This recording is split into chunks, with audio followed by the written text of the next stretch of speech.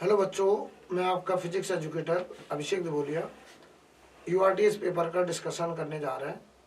तो चलिए शुरू करते हैं क्वेश्चन नंबर 1 से। Linear density of rod of length 3 metre varies as lambda equal to 3 minus x.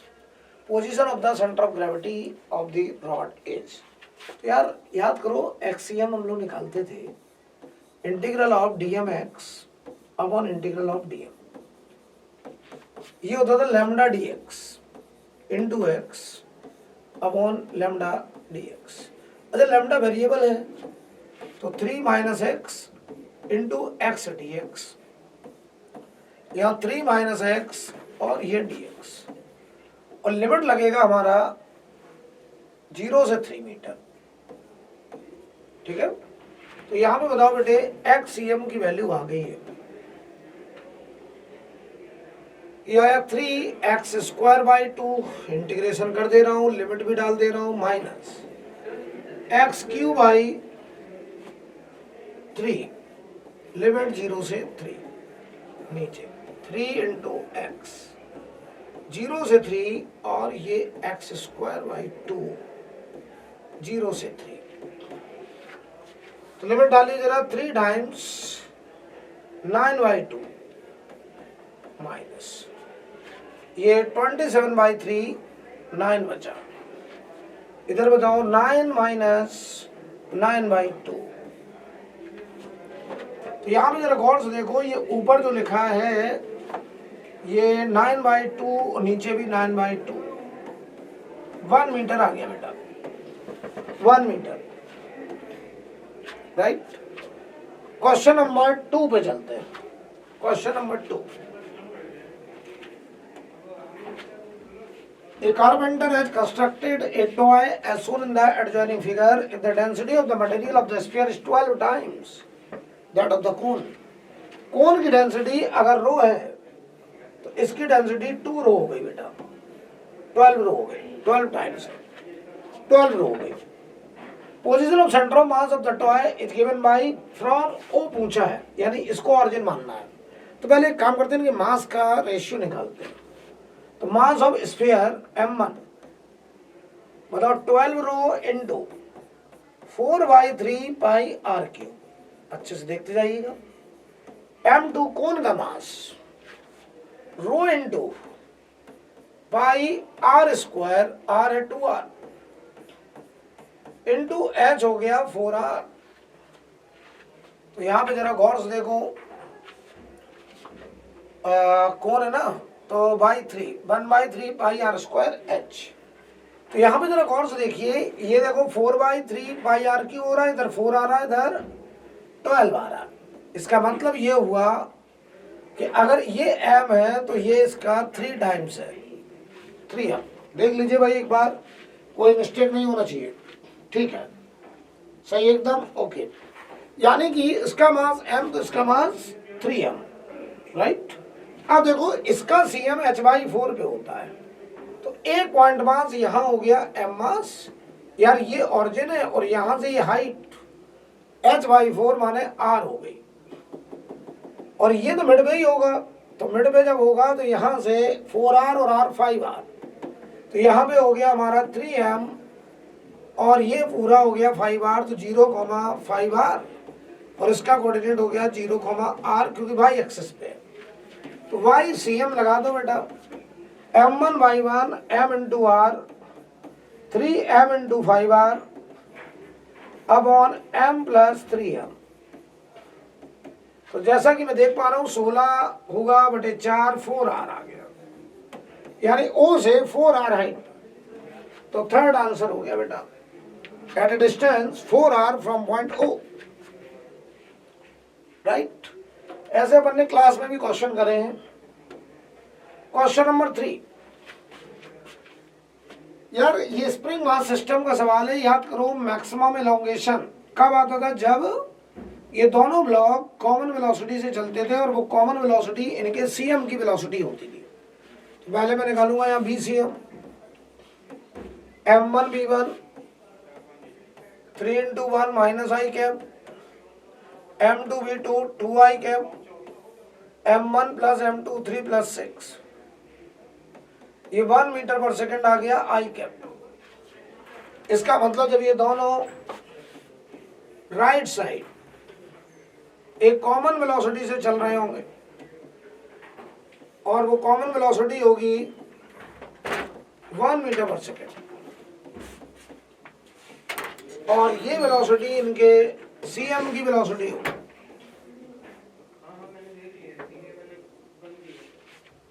हमको अब मैक्सिमम एलोंगेशन पूछा, तो हम लगाएंगे एनर्जी कंजर्वेशन ई इनिशियल बराबर ई फाइनल। बेटा initial energy half m3 into 1 square half 6 into 2 का square, final energy half total mass 9 into v1 का स्क्वायर और हाफ के एक्स मैक्स स्क्वायर। यार बेटा तो ये देखो 3/2 और 24/2 यानी 27/2 बराबर 9/2 प्लस हाफ, के की वैल्यू कितनी दी गई है 200 एक्स मैक्स स्क्वायर। ये 2 दोनों तरफ से खत्म, यहां से आ रहा है 18/200 यानी 9/100 एक्स मैक्सिमम का स्क्वायर। एक्स मैक्सिमम आ गया बेटा 3/10 मीटर यानी 30 सेंटीमीटर। ये हमारा आंसर हो जाएगा 30 सेंटीमीटर। देख लीजिए एक बार, राइट। क्वेश्चन नंबर 4 बताइए भाई, एक आइडेंटिकल बॉल है m मास की, इससे u वेलोसिटी टकराने जा रही है, दूसरी m मास रेस्ट पर। 1/4 of the kinetic energy is lost by the impact. Collision में 1/4 एनर्जी का नुकसान हो गया भाई, तो कोएफिशिएंट ऑफ रेस्टिट्यूशन पूछ रहा है, ठीक है। तो ध्यान दीजिए, तो टकराने के बाद ये m मास इधर जाने लगा v1 से और इसकी स्पीड कुछ कम हो गई, v2 हो गई। अच्छा, इसकी स्पीड कम क्यों हो गई? क्योंकि इन पर इम्पल्स लगा होगा, इस पर इम्पल्स इधर लगा, इस पर इम्पल्स इधर लगा। इम्पल्स ने इसके मोमेंटम को बढ़ाया, इसके मोमेंटम को घटाया। एक इक्वेशन में बनाऊंगा momentum conservation. Momentum is vector quantity, तो फिर डायरेक्शन प्लस mu दूसरे का 0, mv1 प्लस का mv2 प्लस का। एक इक्वेशन आ गया u बराबर v1 प्लस v2। अब आएगा एक इक्वेशन कोएफिशिएंट ऑफ रेस्टिट्यूशन। ऊपर लिखते थे velocity of separation along line of impact just after the collision, तो ये होगा v1 माइनस v2, नीचे velocity of approach just before collision along line of impact u। ये हमको निकालना है। उन्होंने कहा कि 1/4 एनर्जी लॉस हो गई, यानी final energy 3/4 of initial energy बच रही है, ये बोला है। 1/4 लॉस हो गई तो 3/4 बची, तो फाइनल एनर्जी हमारे हिसाब से हाफ mv1 स्क्वायर और प्लस हाफ mv2 स्क्वायर, और ये बेटा 3/4 ऑफ हाफ mu स्क्वायर के बराबर हो गया। हाफ m पूरे से कटा, v1 square plus v2 square बराबर 3/4 u स्क्वायर हो गया। v1 square plus v2 square बराबर 3/4 ऑफ u स्क्वायर हो गया। एक इक्वेशन ये है और एक इक्वेशन ये है बेटा। इन दोनों को जब आप सॉल्व करेंगे और यहाँ रखेंगे तो e की वैल्यू 1/√2 आती है। अब ये बेटा कैलकुलेशन थोड़ा कर लीजिएगा, इक्वेशन 1 और 2 को जब आप सॉल्व करेंगे और यहाँ पे रखना है, यानी कुल मिला के ये v1 square plus v2 square दिया है, हमको यहाँ से v1 माइनस v2 चाहिए होगा, राइट। अच्छा, चाहो तो मैं कर भी दूँ सॉल्व, अगर आप कहें तो देखो v1 माइनस v2 का स्क्वायर बराबर v1 प्लस v2 का होल स्क्वायर -4v1v2, ठीक है। और यहां से आप देखेंगे u स्क्वायर बराबर v1 square plus v2 square plus 2v1v2। तो देखो u स्क्वायर और v1 square plus v2 square 3/4u square plus 2v1v2। तो यहां से बचा देखो u स्क्वायर बाई 4 बराबर 2v1v2। तो v1v2 की वैल्यू या 2v1v2 की वैल्यू यही रख दो। चलो सीधा देखना, यहां रखने जा रहा हूं। तो देखो v1 माइनस v2 का whole square, v1 plus v2 की वैल्यू u है तो u square minus 4 times 4v1v2, तो 2v1v2 ये है, या v1v2 की वैल्यू यहां से u स्क्वायर बाई 8 रख दो। तो बेटा ये u स्क्वायर बाई 2 आ गया v1 माइनस v2 का होल स्क्वायर। तो v1 माइनस v2 आ गया u बाई √2। तो यहाँ रख दीजिए v1 minus v2 u by √2 upon u, answer 1/√2। ये आंसर आ रहा था। आपके लिए मैं छोड़ रहा था, लेकिन मुझे लगा कि आप लोग शायद ना कर पाए, तो समझ लीजिए कैसे करेंगे, राइट। चलिए question number 5, A ball is drop from height h। याद करिए जरा, ये ग्राउंड है और अगर यहां से कोई गेंद h हाइट से आ रही है, यहां पे टकरा रही है और कोएफिशिएंट ऑफ रेस्टिट्यूशन e है, तो याद करो ये कितनी हाइट तक जाता था, e स्क्वायर h तक। और अगली बार ये e स्क्वायर h से वापस आता था, फिर ये उठता था e की पावर 4h तक, फिर यहां से वापस आता था e की पावर 4h तक। यानी सारी हाइट दो बार आती थी, केवल h एक बार आता था। तो बताओ total distance during infinite collision h plus 2 बार e स्क्वायर h, 2 बार e की पावर 4h, 2 की पावर e की power 6h, dot dot dot, ये सीरीज इन्फिनिटी तक जाएगी। h plus 2e square h common, 1 plus e square e की power 4 dot dot dot infinity. इसे गौर से देखो, ये जीपी है, geometric progression with common ratio e square. तो ये आ गया h plus 2e square h 1/1 minus e square. LCM ले लीजिए, h minus e square h plus 2e square h upon 1 minus e square. h common ले लीजिए, 1 plus e square upon 1 minus e square. Answer third answer बेटे देख लीजिए, ये बहुत standard question है। Question number 6, bomb initially at rest. इसका मतलब इनिशियल मोमेंटम 0 है और अचानक से जब एक्सप्लोजन हुआ तो जो इम्पल्स आया होगा वो तीनों फ्रैगमेंट के लिए इंटरनल होगा, तो मोमेंटम तो कंजर्व होगा। इनिशियल मोमेंटम बराबर फाइनल मोमेंटम। इनिशियल मोमेंटम 0 था, एक फ्रैगमेंट जा रहा है 3i प्लस 2j से, दूसरा फ्रैगमेंट जा रहा है -i माइनस 4j से, तो तीसरा फ्रैगमेंट जाएगा m इंटू बी वैक्टर से।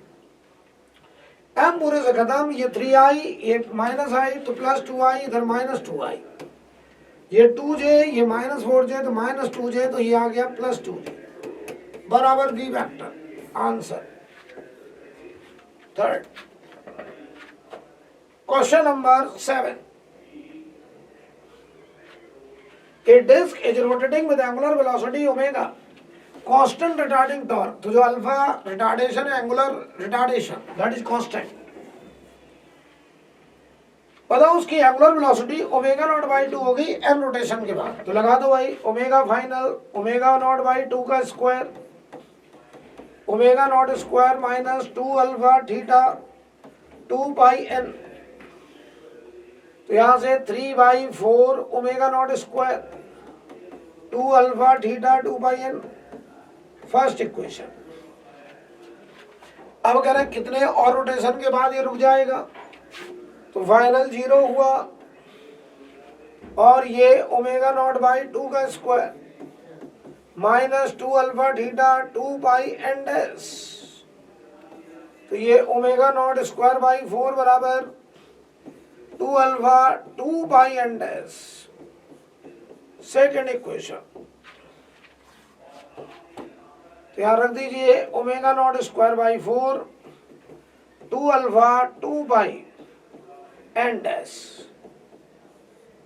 दोनों को डिवाइड कर दो 3 बाई 1 बराबर n by n dash. N dash आ गया एन बाई 3 आंसर, यानी कि आंसर हो गया बच्चों 4 एन बाई 3। देख लीजिए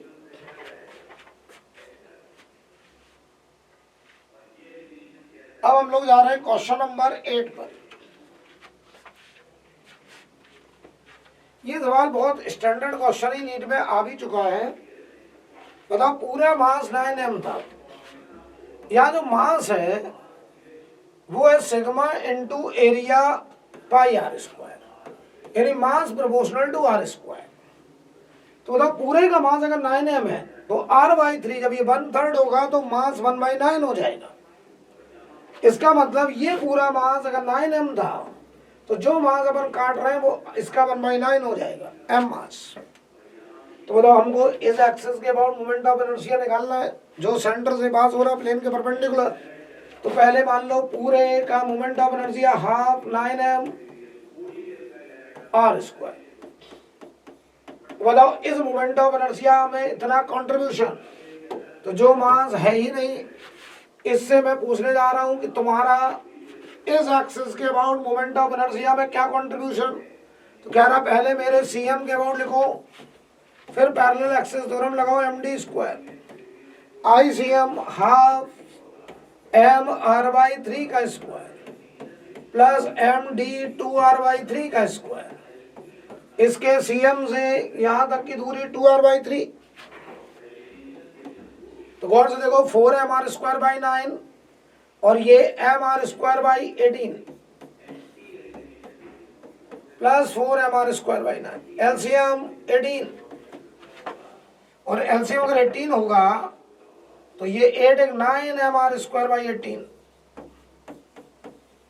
यानी m r स्क्वायर बाई 2। तो चलिए भाई, यानी अब जो नेट मोमेंट ऑफ इनर्शिया आएगा वो I1 माइनस I2। I1 है half 9m r square minus half m r square, तो 8/2 आ गया 4m r स्क्वायर आंसर। ये बेटा आंसर होगा 4m r स्क्वायर, राइट। चलिए क्वेश्चन नंबर 9।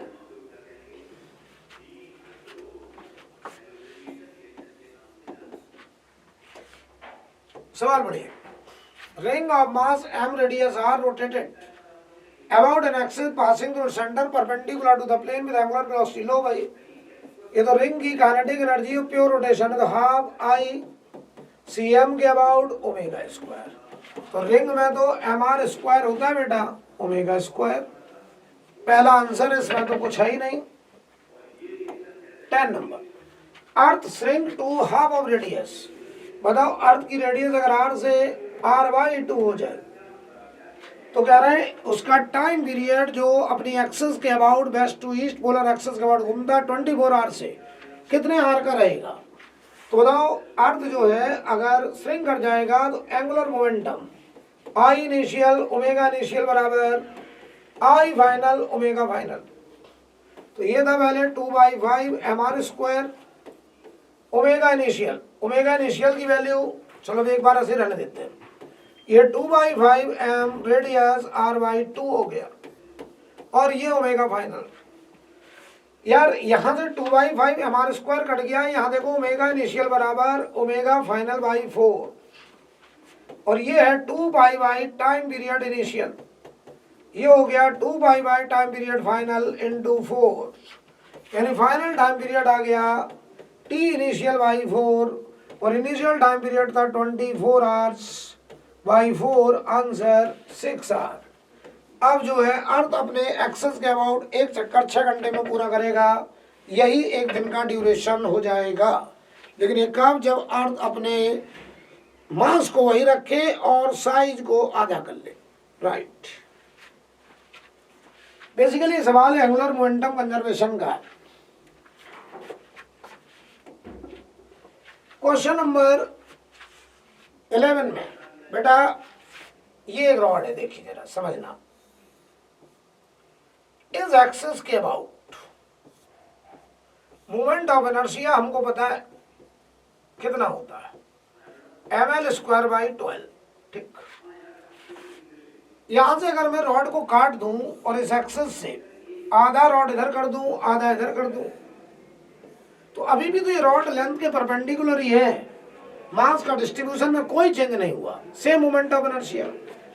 अगर मैं इसी रॉड को इस एक्सिस से इसी के ऊपर रख दूं या, तब भी बताओ मास डिस्ट्रीब्यूशन में कोई चेंज नहीं हुआ, मोमेंट ऑफ इनर्शिया वही रहेगा। इसी मार्कर को, ये मान लो पूरा पेन है बेटा, देखो ये पूरा एल लेंथ है, इसके अबाउट ml²/12 है। अब मैं इसको यहाँ से बेंड करके ऐसे कर दूं 90 डिग्री पर, और एक्सिस वही है, तो इधर 5 देखो L/2 तक, इधर भी L/2 तक गया है, सेम डिस्ट्रीब्यूशन। या मैं 60 डिग्री पे कर दूं और एक्सिस वही है, तो मास डिस्ट्रीब्यूशन में कोई चेंज नहीं होगा, तो मोमेंट ऑफ इनर्शिया में कोई चेंज नहीं होगा।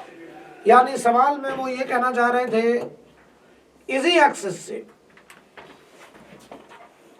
ये दोनों पार्ट रॉड के सेम प्लेन में, एंगल 60 है, दोनों सेम प्लेन में, तो moment of inertia answer ml²/12 ही आएगा, कोई चेंज नहीं होगा, क्योंकि ना मास बदला ना दूरी बदली एक्सिस से, तो सेम मोमेंट ऑफ इनर्शिया। अब ये मत समझना कि ऐसा हो गया, ऐसा नहीं हुआ, देखिए ऐसे ऐसे नहीं हुआ है, ऐसे नहीं हुआ है, ये सेम प्लेन में ही, इन दोनों का लेवल सेम लेवल में, और ये एक्सिस है। चलिए आगे बढ़ते हैं। 12 number, radius of gyration of uniform rod of length L about an axis passing through a point L/4 away from the center। Rod है सेंटर से L/4,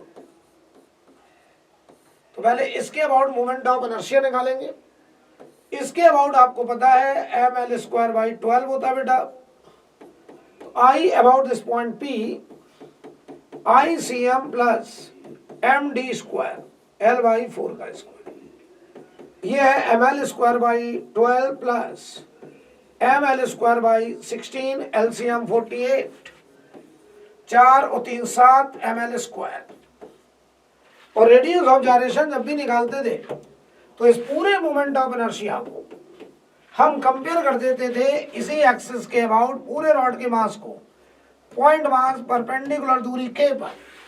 तो बताओ इसी m मास का मोमेंट ऑफ इनर्शिया mk² बराबर 7/48 ml² बराबर mk²। यहां से k की वैल्यू आएगी रूट के अंदर 7/48 L बाहर, यहां पर आंसर सेकेंड, ये L रूट के बाहर आएगा, right. Question number 13, what is the moment of inertia in terms of angular momentum and kinetic energy. लो भाई, angular momentum I omega, kinetic energy half I omega, इसको स्क्वायर कर दो, I² ओमेगा², divide कर दो L²/k बराबर। तो जब इनको डिवाइड करेंगे I कट जाएगा, ओमेगा² कट जाएगा, I/2 बच रहा, I बराबर 2L²। इनको जरा डिवाइड करो बेटे, I/2 हुआ, यहां पर जब डिवाइड करोगे तो ये ठीक है, मिस्टेक यहां पर होता हुआ ये हुआ 2I, ठीक है। I बराबर L²/2k, L²/2k, यहां पर answer second, right. Question number 14, यार थीटा दिया तुमको और तुमसे कह रहे हैं कि टॉर्क 0 कब होगा, तो टॉर्क बराबर होता I अल्फा। तो ये जीरो तभी होगा जब अल्फा जीरो होगा, यानी अल्फा जीरो करना है। तो इसको एक बार डिफरेंशिएट करें ओमेगा,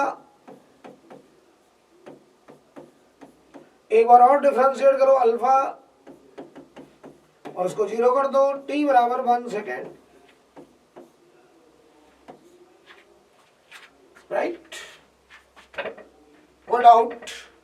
15 नंबर बेटा, बताइए दो डिस्क हैं,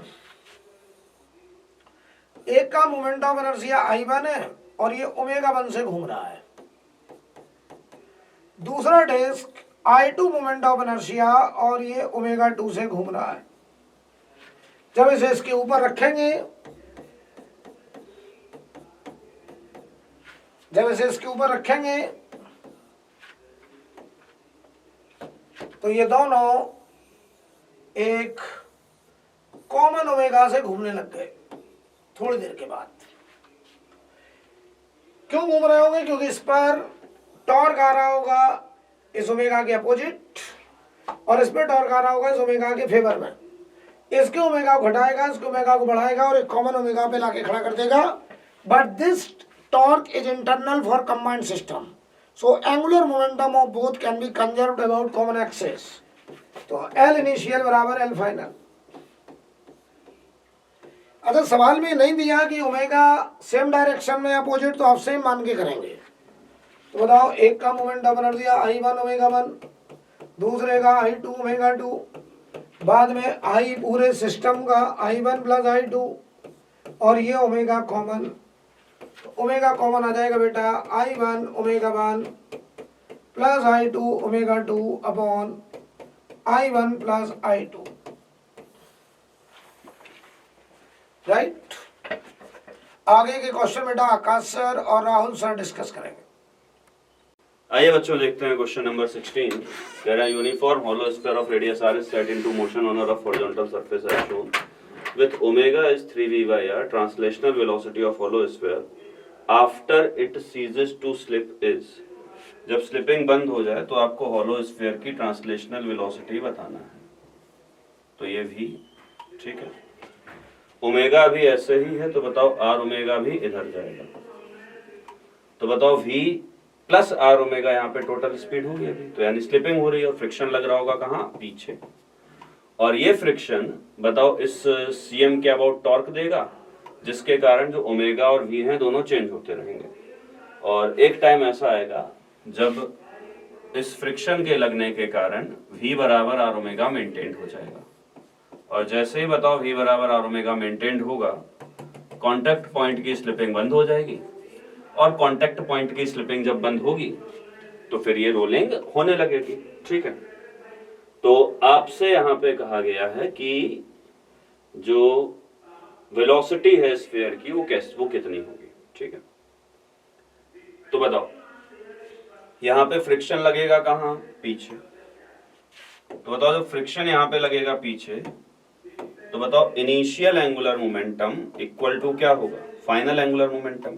किस पॉइंट के अबाउट? तो आपने कहा कांटेक्ट पॉइंट के अबाउट, क्योंकि कांटेक्ट पॉइंट ही एक ऐसा पॉइंट है जिसके about net angular momentum conserved है, क्योंकि इसके अबाउट नेट टॉर्क 0 है, राइट। बाकी हर पॉइंट के अबाउट फ्रिक्शन का टॉर्क आएगा। तो जरा लिखें, तो आपने कहा वेलोसिटी v ऐसे है, ओमेगा ऐसे है इनिशियली। तो अगर ओमेगा ऐसे है तो ओमेगा के कारण जो भी एंगुलर मोमेंटम आएगा वो वेलोसिटी के कारण आने वाले एंगुलर मोमेंटम के अपोजिट डायरेक्शन में। तो लिख लें जरा, ट्रांसलेशन के कारण लिखा mvr और रोटेशन के कारण लिखते i ओमेगा। तो क्योंकि अपोजिट डायरेक्शन इसलिए हमने माइनस लगा दिया। i है 2/3mr² इनटू बताइए ओमेगा, और ओमेगा है यहाँ पे कितना? तो आपने कहा सर ओमेगा है 3v/r, right, equal to L final क्या? तो एल फाइनल हुआ बताओ mvr फाइनली यहाँ पे जब घूमा प्लस आई इंटू ओमेगा, और आई है क्या? 2/3mr² इंटू ओमेगा, और क्योंकि यहाँ पे v बराबर आर ओमेगा मेंटेन रखा है तो ये हो गया v/r, राइट। तो बताओ m से m गया और r से गया r, तो बताओ एक r ये निपट गया, ठीक है। और 3 से 3 गया, तो बताओ ये बचा तुम्हारे पास क्या? v - 2v, इक्वल टू बताओ ये कितना, तो ये हो गया v प्लस 2y3v। ठीक, तो बताओ यहाँ पे तुम्हारे पास बचा minus v equal to 5y3v, ये v1 मान लो इसको। ठीक, तो बताओ जो v1 है वो v1 आ गया तुम्हारे पास माइनस का 3y5v। ठीक, तो v1 आ गया क्या, माइनस का 3y5v, यानी ऑप्शन कौन सा, पहला। ठीक, 17 in the figure given below a child of mass 4 kg is standing on a wooden plank of mass 40 kg which is kept at rest on a horizontal smooth ground. If child walks on the plank with a velocity of 10 with respect to plank, then velocity of plank with respect to ground will be। Plank की velocity ground के respect में कितनी होगी। तो यार एक बात बताओ, प्लैंक की वेलोसिटी ये मान लीजिए v1, तो बताओ जो पर्सन है, अगर पर्सन जाएगा प्लैंक पे आगे तो प्लैंक जाएगा ऑब्वियसली पीछे, तो velocity of person with respect to ground लिखेंगे क्या, 10 माइनस v1, और डायरेक्शन क्या है, आई क्या। तो बताओ यहाँ पे आप जब पर्सन इस पे प्लैंक पे चलेगा तो दोनों का कंबाइंड मोमेंटम कंजर्व, और अगर दोनों का कंबाइंड मोमेंटम कंजर्व तो इनिशियल मोमेंटम था सिस्टम का 0। फाइनल बताओ, ये बच्चे का मास 4 kg, तो 4 इंटू 10 माइनस v1। ठीक, और बताओ डायरेक्शन क्या, तो आई क्या, और बताओ इसका मास 40 kg, तो 40 इंटू v1, और डायरेक्शन क्या, माइनस आई क्या। तो बताओ ये हो गया 40 minus 4v1 plus 40v1 minus 40v1, क्योंकि माइनस आई कैप लगा हुआ, तो माइनस 40v1 इक्वल टू 0। ठीक, तो 40 इक्वल टू 44v1, v1 की वैल्यू आ गई बताइए 10/11 मीटर पर सेकेंड। राइट, यानी बताइए ऑप्शन हो गया तुम्हारा दूसरा। Question number 18, a ball of 4 kg moving with velocity of 40 meter per second in each direction collides with another ball of mass 6 kg moving with a velocity of 20 meter per second in each direction। तो बताओ एक जा रही है कितने से, 40 से, और इसका मास है 4 kg, और दूसरी बॉल मूव कर रही है कितने से, तो आपने कहा दूसरी मूव कर रही है 6 kg की बॉल है, और ये मूव कर रही है 20 मीटर पर सेकंड से। ठीक, तो बताओ आपसे कहा गया कि जब कोलिजन है वो इनइलास्टिक हुआ है, दोनों बॉल स्टिक कर गई साथ में, तो एक कंबाइंड बॉडी बनी होगी जिसका मास होगा 10 kg और वेलोसिटी इसकी v1।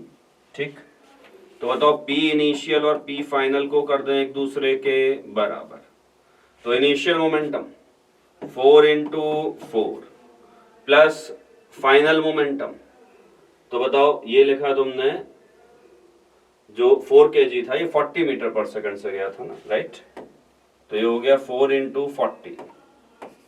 ठीक,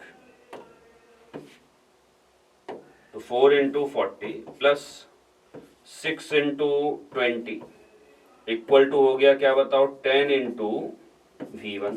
ठीक, तो बताओ जो तुम्हारा v1 की वैल्यू आ गई 10 से ये 10 गया पूरा, तो ये हो गया 16 प्लस 12 28 मीटर पर सेकंड आ गया v1। ठीक, बताइए आपको निकालना है क्या, change loss of kinetic energy, तो डेल्टा के ई लॉस लिखना है, तो के ई इनिशियल माइनस के ई फाइनल। के ई इनिशियल हाफ, मास कितना हो गया भाई 4 kg है, तो 4 इंटू वेलोसिटी कितनी, तो 4 kg की वेलोसिटी थी 40, तो 40 का square plus half into 6 kg की वेलोसिटी थी 20, तो 20 का स्क्वायर माइनस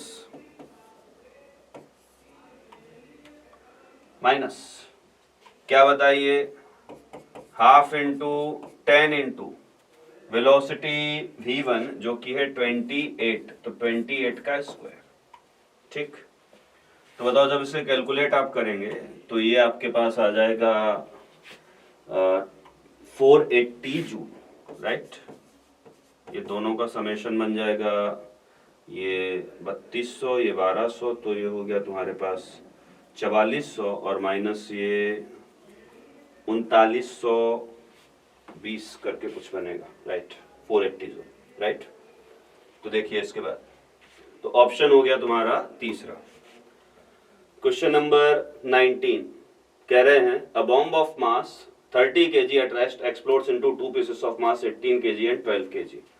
तो बताओ 30 kg का मास था, ये दो मासेस में टूटा, एक मास 18 kg और दूसरा mass 12 kg, right. The velocity of 18 kg is 6 metre per second. 18 kg की वेलोसिटी 6 मीटर पर सेकेंड है, तो 12 kg जाएगा इधर कोई भी वेलोसिटी से। तो आपको सबसे पहले v निकालना पड़ेगा। तो initial momentum equal to final कर दीजिए। इनिशियल था 0, फाइनल कितना, तो 18 kg लेके गया 6 इधर, तो 18 into 6 direction minus i cap, और बताइए 12 kg लेके गया भी इधर, तो plus 12 into v direction i cap, right. तो बताइए आ गया क्या, 18 into 6 equal to 12 into v, right. तो बताओ यहां से तुम देखो तो ये 2 हो गया और ये गया तो 9 बचा, तो वेलोसिटी की वैल्यू 9 मीटर पर सेकंड आ गई। तुमसे पूछा गया है काइनेटिक एनर्जी ऑफ अदर मास, तो दूसरे मास यानी 12 kg की आपको काइनेटिक एनर्जी बतानी है, ठीक। तो बताओ इसकी काइनेटिक एनर्जी कितनी, तो हाफ mv², तो हाफ मास कितना 12 और वेलोसिटी कितनी 9, तो 9 का स्क्वायर, ठीक। तो 6 इंटू 81 ये आ जाएगा 486 जूल। तो आंसर हो गया दूसरा, ठीक। 20 कह रहे हैं ball moving with a velocity of 2 metre per second collides head on with another stationary ball of double the mass, coefficient of restitution is 0.5, then their velocity after collision will be. तो देखो ये m मास था, ये जा रहा था velocity v से, और v की वैल्यू 2 मीटर पर सेकंड है। और बताइए ये जो 2m मास था, ये 2m रेस्ट पे था, ठीक है। तो 2m जो है जब ये रेस्ट पे था, तो बताओ ये m मास कोलिजन के बाद ये मान लो v1 से गया, और ये 2m कोलिजन के बाद मान लो v2 से गया, ठीक। तो बताइए जरा e की वैल्यू कितनी 0.5, ठीक। तो बताओ अगर e की वैल्यू 0.5 है, सबसे पहले दो इक्वेशन बनाएंगे, एक मोमेंटम कंजर्वेशन लगा के और दूसरा कोफिशिएंट ऑफ रेस्टिट्यूशन।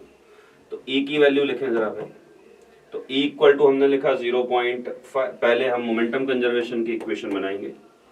तो मोमेंटम कंजर्वेशन की इक्वेशन बनाई, तो बताओ p initial equal to p final, initial momentum यानी m into v must be equal to m into v1 plus 2m into v2, ठीक। यानी v बराबर आ गया v1 प्लस 2v2, एक इक्वेशन ये बन गई। दूसरी बता e की वैल्यू 0.5, जिसको आप लिखेंगे क्या, तो आपने कहा e लिखते हैं कोफिशिएंट ऑफ रेस्टिट्यूशन जिसकी value v2 minus v1 upon v, ठीक। तो 0.5 equal to v2 minus v1 upon v, ठीक। तो बताओ ये आ गया v2 minus v1 equal to v/2, और v2 2v2 plus v1 equal to आ गया था v, राइट। हालांकि v की वैल्यू हमें पता है, तो बताओ ये कैंसिल हो गया, तो 3v1 इक्वल टू आ गया 3v/2, ठीक है। तो बताओ v1 जो मिल गया v/2, v क्योंकि 2 था तो ये आ गया क्या 1 मीटर पर सेकेंड। तो बताओ v1 अगर 1 तो v2 minus v1 equal to 1 था, तो v2 minus v1 equal to v/2 था, और v खुद 1 है, तो v2 minus v1 equal to आ गया कितना 1। तो v2 खुद 1 है, माइनस v1 इक्वल टू 1, तो v1 की वैल्यू आ गई कितनी 0। तो यानी पहले पार्टिकल की वेलोसिटी 0, दूसरे की 1, ठीक। तो ऑप्शन हो गया दूसरा सही। Question number 21 consider a system of two identical particles, one of particle is at rest and other has an acceleration f, the cm has an acceleration. तो acm क्या लिखोगे, तो m1a1 plus m2a2 upon total mass m1 plus m2, तो m1m into f plus m into 0 upon 2m, तो ये आ गया क्या Fy2, यानी ऑप्शन हो गया आपका तीसरा। ठीक। 22 N angular impulse of 20 Newton meter second is applied to a hollow cylinder of mass 2 kg and radius 20 centimeter. The change in its angular speed is। ठीक, तो बताओ एंगुलर इम्पल्स यानी चेंज इन एंगुलर मोमेंटम, ये दे रखा है 20। ठीक, यानी बताओ L final minus L initial, या कह सकते हैं I into omega final minus I into omega initial equal to 20 दे रखा है। तो I into delta omega equal to हमें 20 दे रखा है, राइट। I की वैल्यू लिख दें। तो मास कितना है 2 kg, हॉलो सिलेंडर है, हॉलो सिलेंडर का मोमेंट ऑफ इनर्शिया mr², तो mr² into delta omega equal to है 20। तो बताओ जरा वैल्यू रखें। मास कितना, तो आपने कहा मास है 2 kg, रेडियस 0.2 का square 20 centimetre into delta omega equal to आ गया क्या 20, तो 0.2 का स्क्वायर बन जाएगा 0.04 इंटू 2 0.08, तो डेल्टा ओमेगा आएगा 20/0.08। ठीक, तो बताओ ये आ जाएगा, यानी कह सकते हैं 2000/8 विच इज 250 रेडियन पर सेकेंड। ठीक, तो ऑप्शन हो गया तुम्हारा तीसरा बच्चों। Question number 23, a quarter sector of a uniform disk of radius r is shown in figure, the coordinate of center of mass। यार एक बात बताओ, अगर एक कंप्लीट रिंग होती थी तो इस कंप्लीट रिंग में से जब ये कंप्लीट रिंग होती थी तो कंप्लीट रिंग का जो सीएम है वो बताओ।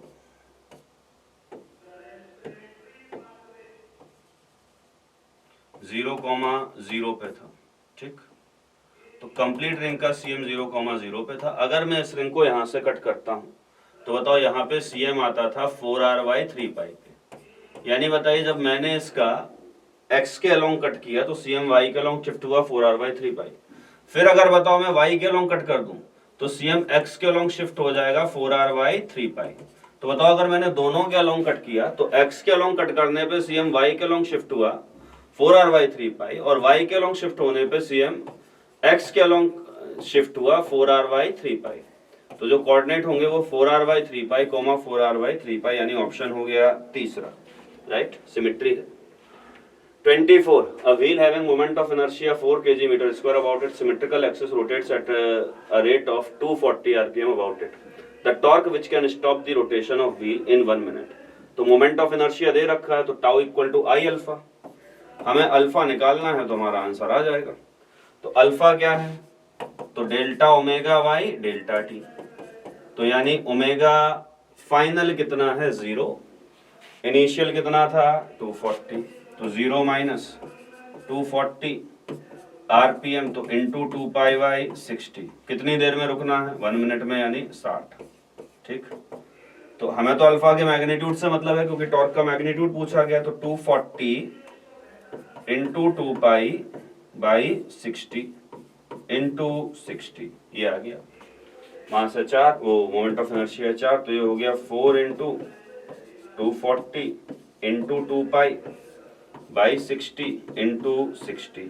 ठीक, तो बताओ ये 4 हो गया, और जब ये 4 हो गया तो बताइए ये 4 से ये गया तो 15 बचा, तो आ गया 8π/15। ठीक, न्यूटन मीटर, यानी ऑप्शन तुम्हारा दूसरा आता हुआ भी। Question number 25, a particle P is moving along a straight line as shown. During the motion of particle from A to B, the angular momentum of particle about O।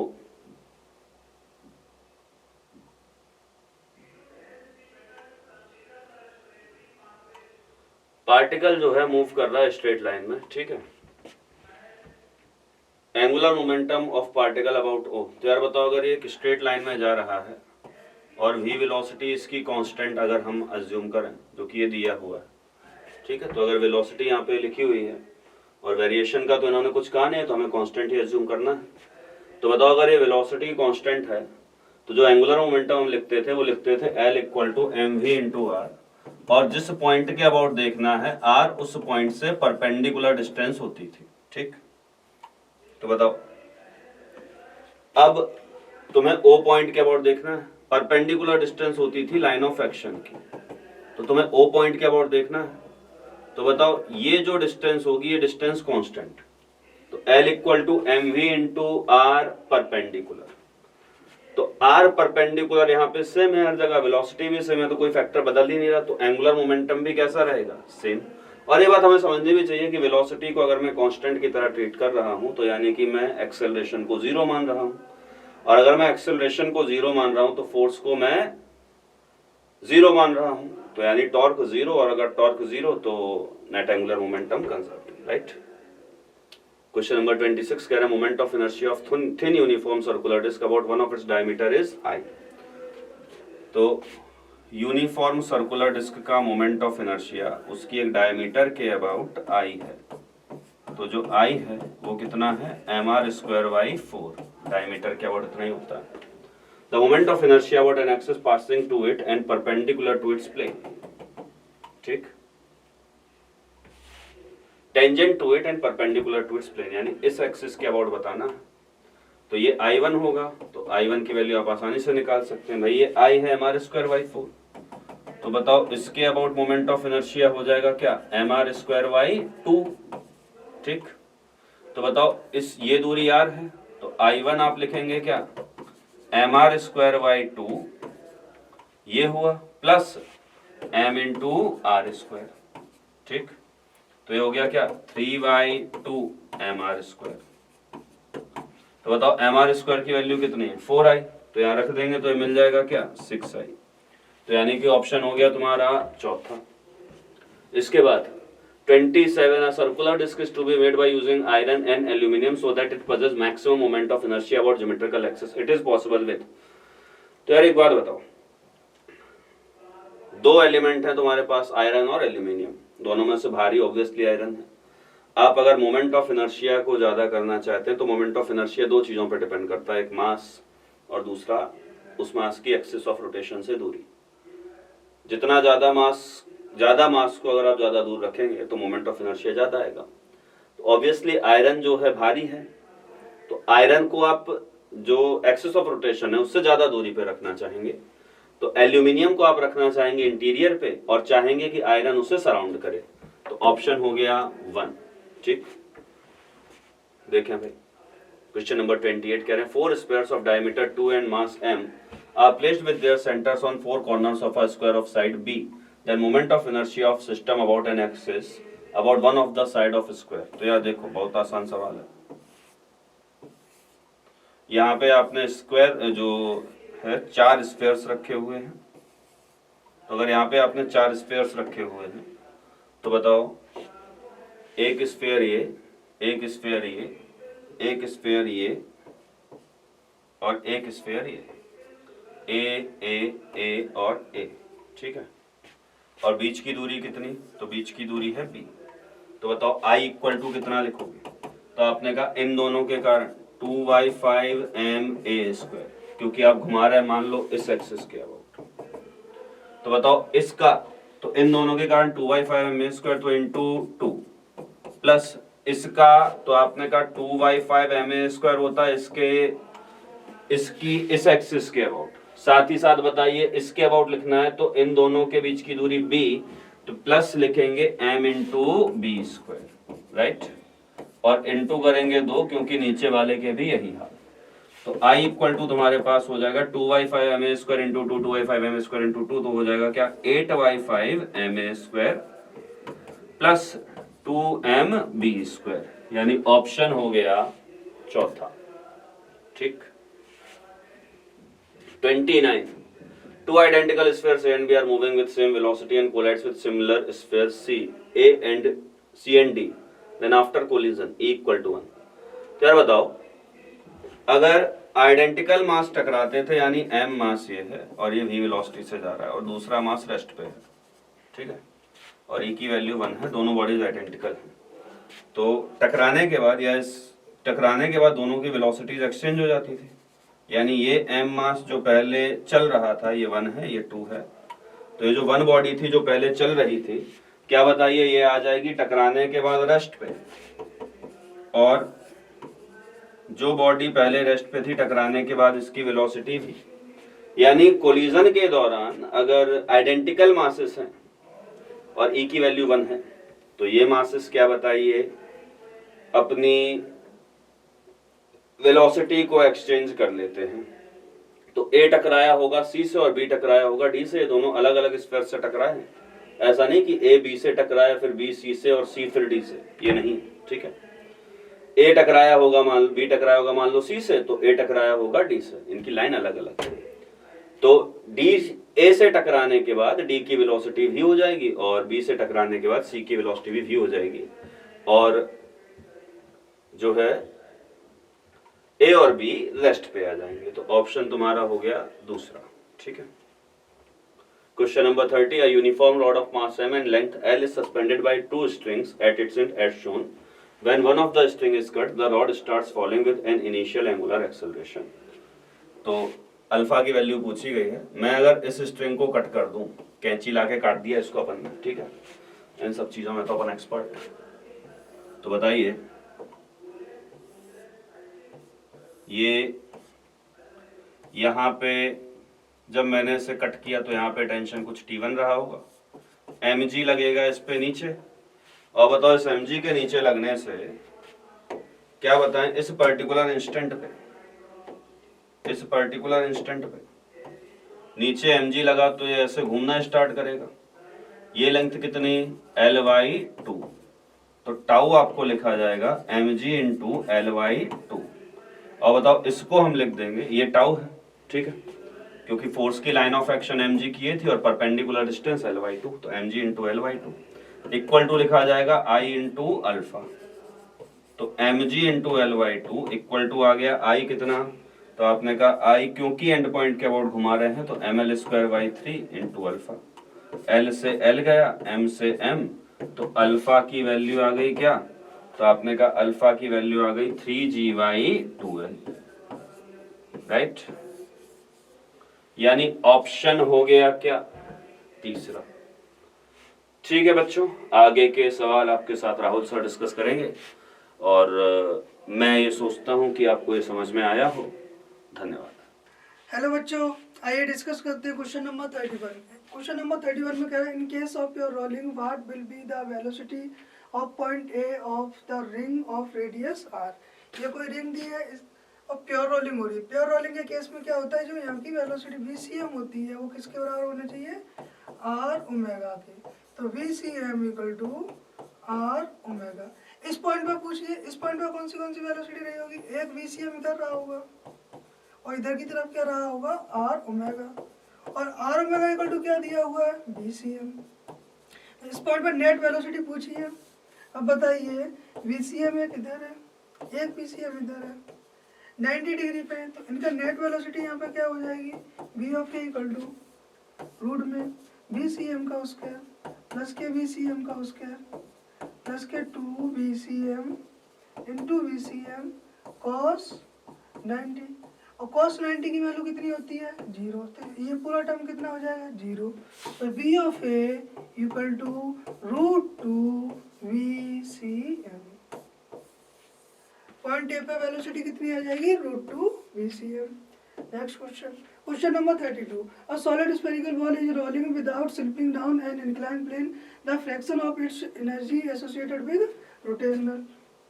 तो अब यहाँ पे क्या हो रहा है, ये कोई इंक्लाइंड प्लेन है, यहाँ कोई सॉलिड स्फीयर है, नीचे की तरफ आ रहा होगा, तो अब पूछा है इसकी इस पर टोटल एनर्जी कितनी हो जाएगी, टोटल काइनेटिक एनर्जी हो जाएगी translational kinetic energy plus rotational kinetic energy half mv² plus के हाफ I ओमेगा स्क्वायर। तो रोटेशनल एनर्जी जो होगी इसकी होगी हाफ I ओमेगा स्क्वायर। अब आई सॉलिड स्फीयर के केस में आई कितना हो जाएगा 2/5, तो half into 2/5 M R square omega square. तो आपसे पूछा है rotational kinetic energy upon total energy, ठीक है। तो ये हो जाएगा 1/2 into 2/5 M R square omega square upon ये half M B square, V को आर ओमेगा लिख सकते हो, तो half M are square omega square plus के half into 2/5 M R square omega square. अब यहाँ से half M are square omega square common ले लोगे, तो ये ऊपर वाले half M are square omega square से कैंसिल हो जाएगा, तो बचेगा 2/5 डिवाइड में यहाँ नीचे 1 प्लस के 2/5 1 प्लस के 2/5, ये हो जाएगा 7/5, तो 2/5 डिवाइड में 7/5, तो ये बचेगा 2/7। इनका रेशियो कितना है 2/7। सेकंड ऑप्शन सही हो जाएगा। Question number 33। क्वेश्चन नंबर 33 में कह रहा है an object slides down a smooth incline and reaches the bottom with velocity v if same mass is in the form of a ring and it rolls down an inclined plane of same height and angle of inclination, then its velocity at the bottom of inclined plane will be। अब ये कह रहा है कि बिना without rolling के यहाँ से कोई एक एम मास था, यहाँ पे आया, ये मैंने मान लिया एच हाइट है, मास एम है, यहाँ पे आया, तो इसकी वेलोसिटी दे दी है इन्होंने v। अब यहीं पे इन्होंने इसी सेम मास को इसी प्लेन पे इसको रिंग के फॉर्म में कन्वर्ट करके तब यहाँ से छोड़ दिया, तो ये रोलिंग करेगा। रोलिंग करेगा तो इसके पास टोटल काइनेटिक एनर्जी कितनी हो जाएगी, half M B square plus के हाफ आई ओमेगा स्क्वायर। अब देखो जब ये एम मास आ रहा होगा तब इसकी काइनेटिक एनर्जी होगी वो जो इसकी यहाँ पर पोटेंशियल एनर्जी होगी वी होगी, वो यहाँ पर काइनेटिक एनर्जी में कन्वर्ट हो गई होगी, तो M G H equal to half M B square. ये तो इक्वेशन मैंने बनवा। अब देखो जब इसको रिंग के फॉर्म में कन्वर्ट कर दिया तो जो इसकी टोटल पोटेंशियल एनर्जी यहाँ पर रही होगी वो यहाँ पर काइनेटिक एनर्जी में कन्वर्ट हुई होगी रिंग के केस में। लेकिन रिंग के केस में जब रोटेशनल हो रहा है तो रोटेशन हो रहा है तो काइनेटिक एनर्जी रही होगी वो हाफ एम बी इसका प्लस के हाफ आई ओमेगा उसका होगा। तो टोटल पोटेंशियल एनर्जी होगी m ji H equal to half M B square plus के हाफ, यहाँ पे आई हो जाएगा उसके लिए एम आर स्क्वायर, तो m are square omega square, ठीक है। एम जी एच मैंने मान लिया कि रिंग की जो वेलोसिटी रही होगी वो v1 रही होगी, तो एम जी एच की half M B square, M ji H equal to half M B square दिया हुआ है, तो half M B one square plus के half M B one square, क्योंकि v इक्वल टू होता है आर ओमेगा, तो हाफ एम से हाफ एम कट जाएगा, तो 2v1 स्क्वायर इक्वल टू बचेगा v स्क्वायर, तो v1 इक्वल टू आ जाएगा v/√2, v/√2। सेकंड ऑप्शन इसका सही हो जाएगा। Question number 34। क्वेश्चन नंबर 34 में कह रहा है two particles whose masses are 10 kg and 30 kg and their position vector are I cap plus के j cap plus के k cap respectively would have the center of mass। Center of mass कैसे निकालोगे, x e m vector equal to m1 x1 वेक्टर plus के m2 x2 vector upon m1 plus m2, इसमें value लगा देंगे, तो x e m vector क्या हो जाएगा, m1 कितना है 10 kg, तो 10 इंटू आई कैप प्लस के जे कैप प्लस के के कैप। अब माइनस मैंने इसमें से कॉमन ले लिया और मास कितना हो गया सेकंड वाले के लिए 30 kg, तो 30 आई कैप प्लस के j cap plus k cap, और टोटल मास कितना हो जाएगा 40 kg, तो x e m vector equal to, अब 10 आई कैप प्लस के j cap plus k cap में उसमें से माइनस के 30 आई कैप प्लस के j cap plus k cap करना है, तो माइनस के 20 आई कैप प्लस के j cap plus k cap बचेगा अपॉन 40। 20 से 40 टू टाइम्स जाएंगे तो माइनस के 1/2 आई कैप प्लस के j cap plus k cap answer आएगा। एक्सईएम वेक्टर माइनस के हाफ आई कैप प्लस के j cap plus k cap by 2। Question number 35। Question number 35 में कहा है two particles are at rest as on suddenly a force F equal to 6 newton start acting on the 3 kg particle. Find the velocity of the center of mass of these particle at t equal to 5 second. अब ये कह रहा है ये तो initially rest पे है तो इसका u इक्वल टू कितना हो गया 0। अब ये कह रहा 6 न्यूटन इस पर फोर्स लगाया गया। 6 न्यूटन फोर्स लगाने के 5 सेकंड बाद centre velocity of centre of mass find करनी है। तो मैं क्या करूँगा इसकी 6 न्यूटन की वजह से जो 3 kg की वह 5 सेकंड बाद वेलोसिटी होगी वो फाइंड कर ले रहा हूँ। उसके बाद सीधा सीधा फार्मूला लगा दूंगा BCM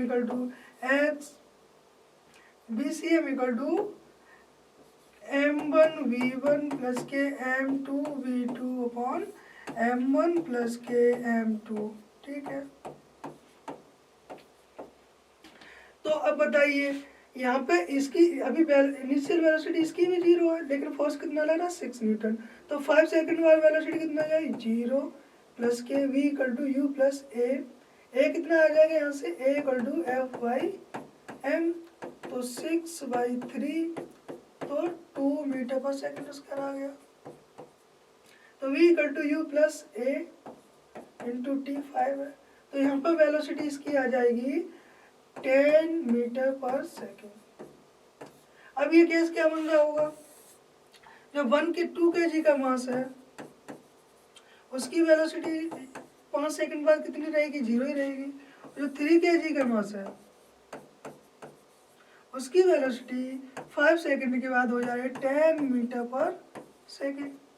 इस वाले फॉर्मूले में रख देंगे तो VCM वेक्टर इक्वल टू हो जाएगा 2 इंटू 0 प्लस के 3 इंटू 10 आई कैप डिवाइड में टोटल मास कितना हो जाएगा 5। तो VCM vector equal to 36 i cap मतलब जो velocity of centre of mass होगी वो 6 मीटर पर सेकंड इधर की डायरेक्शन में होगी। तो फर्स्ट ऑप्शन सही हो जाएगा।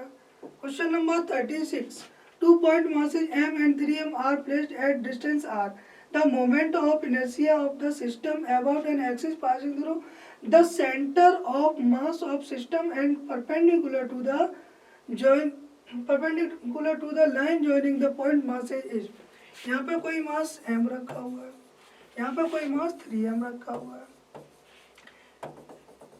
तो इनका कोई यहाँ पे सेंटर ऑफ मास होगा। इस एक्सिस के अबाउट इन्होंने मोमेंट ऑफ इनर्शिया पूछा है। अब बताइए टोटल डिस्टेंस उन्होंने कितनी दे दी है r दे दी है। अब मुझे ये r1 मिल जाए और ये r2 कितना हो जाए r माइनस r1। अगर टोटल डिस्टेंस r है मैंने इतनी r1 मान ली तो ये कितनी बचेगी r माइनस r1। ठीक है, अब अगर ये मुझे ये वाली डिस्टेंस मिल जाए तो मैं सीधा मोमेंट ऑफ इनर्शिया का फॉर्मूला लगा दूंगा पॉइंट मास के लिए M1 r1 उसका प्लस के M2 r2 उसके। तो मुझे ये फाइंड करने के लिए मैंने मान लिया सेंटर ऑफ मास के कोऑर्डिनेट है 0,0। तो XCM 0 इक्वल टू हो जाएगा M1 x1 तो M r1 ये माइनस में आएगा क्योंकि लेफ्ट साइड जा रहा है प्लस के M2 कितना है 3M r2 है r माइनस r1 डिवाइड में M1 प्लस के M2। अब बताइए ये इधर 0 में चला जाएगा M भी 0 में चला जाएगा तो माइनस के r1 प्लस के 3r माइनस के 3r1 इक्वल टू 0 हो जाएगा। तो ये r1 और 3 माइनस के r1 और माइनस के 3r1 4r1 हो जाएगा वो उधर ले जाएंगे तो 4r1 इक्वल टू 3r तो r1 इक्वल टू निकल आएगा आपका 3r/4।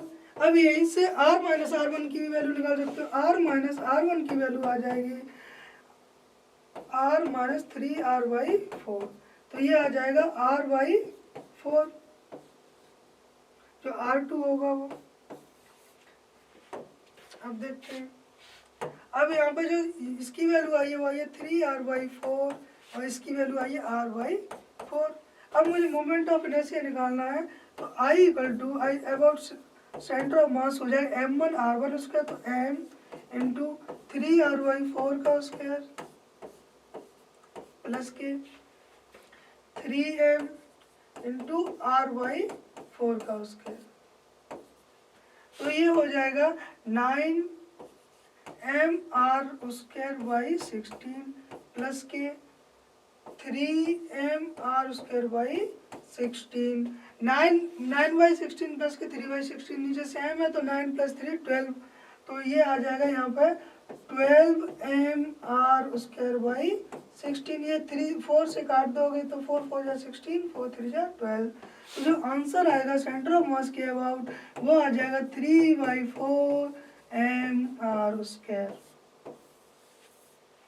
3/4mr², सेकंड ऑप्शन सही हो जाएगा। Question number 37, a ball of mass m approaches a ball of mass capital M with speed 4 metre per second along the normal to the wall.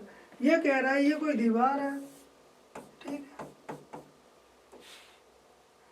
ये इधर की side जा रही है कितने से 1 मीटर पर सेकंड से।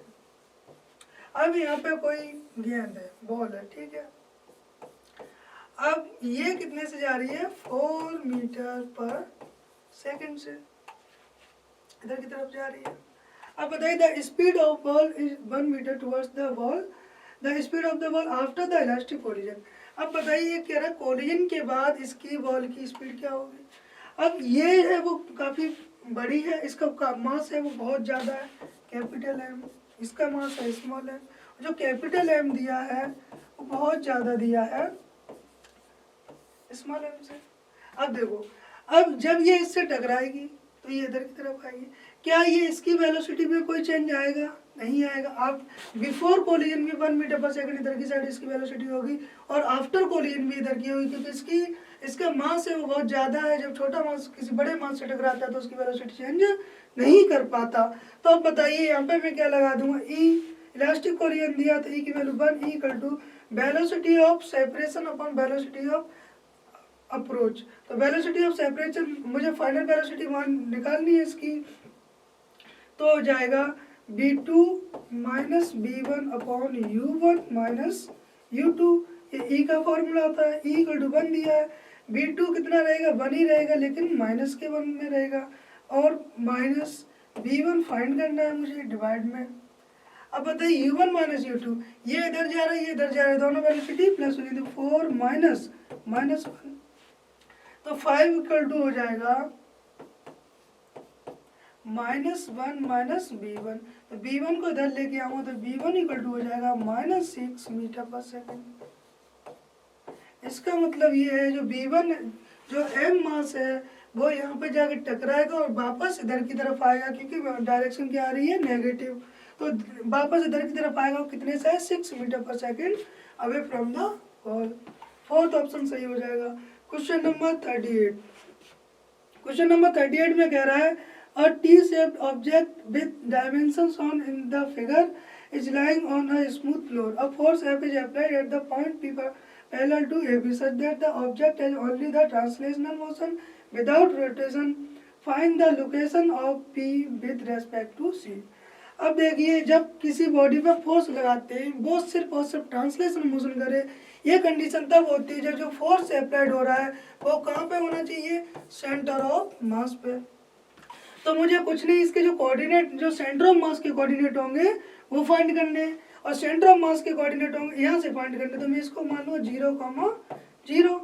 अब यहाँ से सेंटर ऑफ मास के कोऑर्डिनेट फाइंड करने के लिए मैं लिखूंगा by CM equal to y1 into m1। अब इस वाले केस के लिए देखिएगा L का मास मैंने मान लिया m है, तो 2L का मास कितना हो जाएगा 2m हो जाएगा, ठीक है। अब इसके लिए होता है बाई CM इक्वल टू हो जाएगा m1 बाई 1 CM प्लस के m2 y2 CM upon m1 plus m2।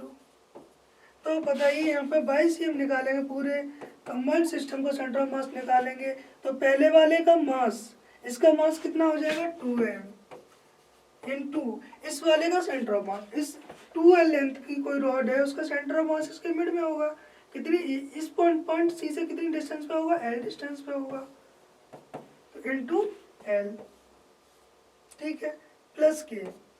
अब बताइए सेकंड जो रॉड है उसका मास कितना होगा, l लेंथ की है तो m मास हो जाएगा इनटू इसका सेंटर ऑफ मास। अब बताइए जो इसका सेंटर ऑफ मास होगा अगर l लेंथ की तो इसका जस्ट यहाँ पर सेंटर ऑफ मास होगा, अगर जस्ट मिड में सेंटर ऑफ मास होगा इसका तो इस पॉइंट C से कितनी लेंथ हो जाएगी, ये 2l, ये टोटल लेंथ कितनी है 2l, तो ये 2l हो जाएगी, m इंटू 2l डिवाइड में टोटल मास कितना हो जाएगा 2m प्लस m। अब बताइए 2ml प्लस 2ml कितना हो गया 4ml, तो 4ml upon 3m, 4ml upon 3m, m से m कैंसिल हो जाएगा तो आंसर आ जाएगा 4/3l, 4l/3। थर्ड ऑप्शन इसका सही हो जाएगा। क्वेश्चन नंबर 39, क्वेश्चन नंबर 39 में कह रहा है a block of mass 1 kg is pushed toward another block of mass 2 kg at rest with velocity 6 meter per second। यहाँ पे कोई 1 kg का मास रखा हुआ है, ये इधर जा रहा है 6 kg 6 मीटर पर सेकंड की स्पीड से, कोई दूसरा 2 kg का मास रखा हुआ है यहाँ पे, ठीक है, और ये रेस्ट पे रखा हुआ तो इसकी वेलोसिटी कितनी हो जाएगी 0। आफ्टर कोलिजन क्या हो रहा है, just after the collision velocity of 2 kg block becomes 4 meter per second, then coefficient of restitution for the collision is। जब ये कोलिजन हो जा रहा उसके बाद इसकी वेलोसिटी है 2 kg की, तो 2 kg की वेलोसिटी दे दी है इन्होंने 4 मीटर पर सेकंड। अब मुझे 1 kg की वेलोसिटी आफ्टर कोलिजन मुझे नहीं पता है तो मैं मान लूंगा v1, 1 kg की मैंने मान ली v1, डायरेक्शन की तरह ही मान सकता हूँ। तो बताइए सबसे पहले क्या होगा, मोमेंटम कंजर्वेशन लगाएंगे क्योंकि वहां से v1 की वैल्यू फाइंड करेंगे, फिर वेलोसिटी ऑफ रेस्टिट्यूशन वाले फार्मूले में लगा देंगे v2 minus v1 upon u1 minus u2। अब यहाँ पे ये दोनों मुझे वेलोसिटी पता है, ये भी पता है, v1 फाइंड करना है, v1 फाइंड करने के लिए यहाँ पे क्या लगाऊंगा मोमेंटम कंजर्वेशन। तो बताइए m1 v1 तो 1 इंटू 6 प्लस के 2 इंटू 0 इक्वल टू इसकी वेलोसिटी तो फाइंड ही करनी, तो 1 इंटू v1 प्लस के 2 इंटू 4, v2 कितना है इसका 4 दिया हुआ है, तो ये तो हो गया 0, तो 6 इक्वल टू v1 प्लस के 8, तो v1 आ जाएगा माइनस के 2 मीटर पर सेकेंड। इसका मतलब ये है, माइनस साइन बता रहा है कि आफ्टर कोलिजन जो ये वाला ब्लॉक रहा होगा वो इधर की तरफ आएगा, वो कितनी वेलोसिटी से आएगा 2 मीटर पर सेकंड वेलोसिटी से। तो अब ई की वैल्यू निकालनी, तो ई इक्वल टू आ जाएगा v2 कितना दिया है 4 माइनस v1 कितना दिया है माइनस के 2 डिवाइड में u1 कितना दिया था 6 माइनस u2 कितना दिया था 0, तो 4 माइनस ये 4 ये प्लस के 2 हो जाए तो 6/6, तो e की वैल्यू कितनी आ जाएगी 1, ठीक है, फर्स्ट ऑप्शन इसका सही हो जाएगा। क्वेश्चन नंबर 40, क्वेश्चन नंबर 40 में कह रहा है a metal ball of mass 2 kg moving with a velocity of 36 kilometre per hour has an head on collision with a stationary ball of mass 3 kg। ये 2 kg की कोई ball है, ये इधर जा रही है 36 किलोमीटर पर आवर से, तो मैं इसको मीटर पर सेकंड में करूंगा तो क्या करूंगा 36 इंटू 5/18, तो एक्चुअली ये 10 मीटर पर सेकंड से इधर जा रही होगी, ठीक है। जो सेकंड बॉल है वो कितने केजी की है 3 kg की, सेकंड बॉल का मास दिया हुआ है 3 kg। अब ये रेस्ट पर रखी हुई है तो इसका वेलोसिटी कितनी है, इनिशियल वेलोसिटी 0। अब कह रहा है if after the collision the two balls moves together the loss in kinetic energy due to collision. जब कोलिजन हो जा रहा है तो दोनों बॉल मिल जा रही हैं, तो 2 kg प्लस 3 kg। अब इसकी फाइनल वेलोसिटी अपन को नहीं पता है। अब बताइए, अब मोमेंटम तो हर केस में कंजर्व रहेगा, तो अगर मैं फाइनल वेलोसिटी निकाल लूँ तो initial kinetic energy minus final kinetic energy कर दूंगा तो मुझे लॉस इन काइनेटिक एनर्जी मिल जाएगा। तो मोमेंटम कंजर्वेशन लगाऊंगा तो 2m1v1 कितना है 10 प्लस के 3 into 0 equal to total mass कितना हो जाएगा कंबाइंड 5, तो 5 इंटू v मान लिया v1, तो ये कितना हो गया 0, ये हो गया 20, तो v1 इक्वल टू 20/5, तो ये कितना आ जाएगा 4 metre per second. Loss of kinetic energy निकालोगे तो आ जाएगा के ई इनिशियल माइनस के ई फाइनल। इनिशियल काइनेटिक एनर्जी कितनी होगी, इनिशियल काइनेटिक एनर्जी होगी हाफ एम बी स्क्वायर, इस वाले के लिए प्लस इसकी वजह से कितनी होगी काइनेटिक एनर्जी 0 क्योंकि ये रेस्ट पे है, माइनस फाइनल काइनेटिक एनर्जी तो हाफ, अब मास कितना हो जाएगा 5 kg, एंड वेलोसिटी कितनी आई है इसकी 4, तो 4 का स्क्वायर। जब इसको सॉल्व करेंगे तो लॉस ऑफ काइनेटिक एनर्जी आएगा 2 से 2 कैंसिल कर देंगे तो 100 माइनस के ये 16 में से 8 बचेगा तो 40 आएगा, यहाँ से 40, तो ये आ जाएगा 60 जूल। जो 60 जूल हुई होगी वो काइनेटिक एनर्जी में लॉस हुआ है, तो सेकंड ऑप्शन इसका सही हो जाएगा। Question number 41, the centre of mass of a non uniform rod of length L which mass per unit length varies as lambda दे दिया है आपको, lambda equal to x square upon L, where k is a constant and x is the distance measured from one end is at the following distance from the same end। ठीक है, आपसे centre of मास पूछा है और lambda दिया हुआ है, तो x ही हम निकालते थे, तो ये हो जाएगा यहाँ से लैम्डा,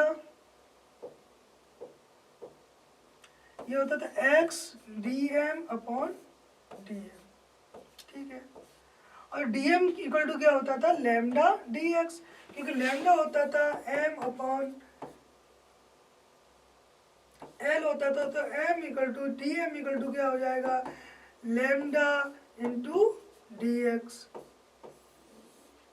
तो ये हो जाएगा लैम्डा इंटू dx, तो लैम्डा कितना, तो x into lambda into dx upon x into lambda, यहाँ पे x नहीं आएगा, नीचे नहीं है x, सिर्फ और सिर्फ dm है, तो ये हो जाएगा लैम्डा dx। अब लैम्डा की वैल्यू लगा देंगे दोनों ऊपर और नीचे, तो लैम्डा इक्वल टू कितना दिया x स्क्वायर अपॉन l दिया है, तो ये हो जाएगा x क्यूब dx, और ये 1/l मैंने बाहर निकाल लिया, इसके लिए 1/l मैंने बाहर निकाल लिया, तो x square dx।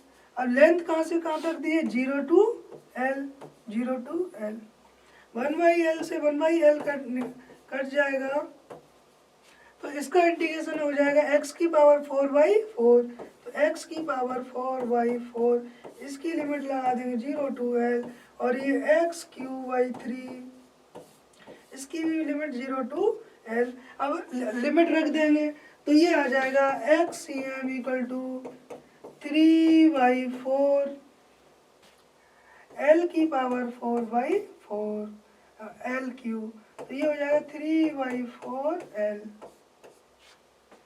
3/4 l, first option इसका सही हो जाएगा। ठीक है, नेक्स्ट क्वेश्चन, क्वेश्चन नंबर 42।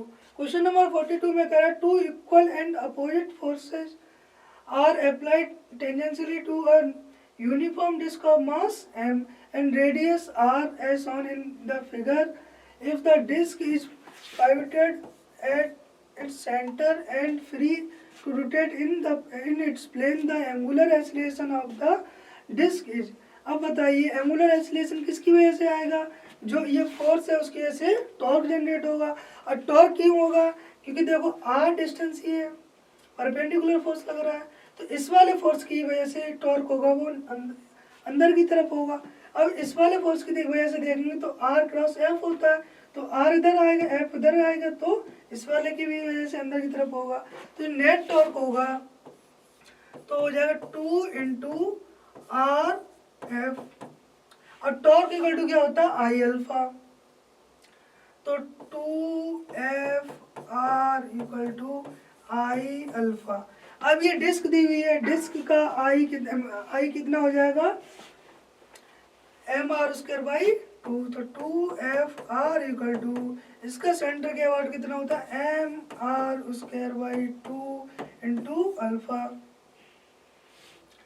तो R से R कैंसिल हो जाएगा तो अल्फा इक्वल टू आ जाएगा, ये 2 इधर जाएगा तो 4F upon MR, 4F upon MR। Third option इसका सही हो जाएगा।